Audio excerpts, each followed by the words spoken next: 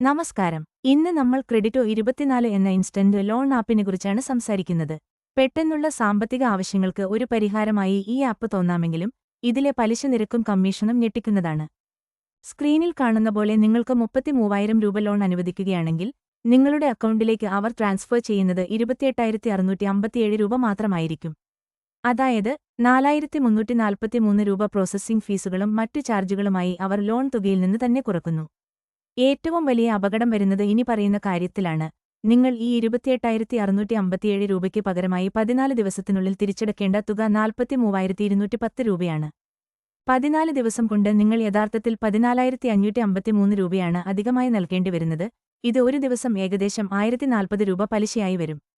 സാധാരണ ബാങ്കുകളോ ധനകാര്യ സ്ഥാപനങ്ങളോ ഈടാക്കുന്നതിനേക്കാൾ എത്രയോ മടങ്ങ് ഉയർന്ന പലിശയാണിത്. ഇത് നിങ്ങളെ ഒരു വലിയ കടക്കിണിയിലേക്ക് തള്ളിവിടും. മാത്രമല്ല, തിരിച്ചടവിൽ ഒരു ദിവസം പോലും കാലതാമസം വന്നാൽ റിക്കവറി ടീമിൽ നിന്നുള്ള മോശമായ പെരുമാറ്റവും ഉണ്ടാകാൻ സാധ്യതയുണ്ട്. അതിനാൽ നിങ്ങളുടെ സാമ്പത്തിക സുരക്ഷയ്ക്ക് വേണ്ടി ഈ ആപ്ലിക്കേഷനിൽ നിന്ന് ലോൺ എടുക്കുന്നത് ഒരിക്കലും നല്ലതല്ല.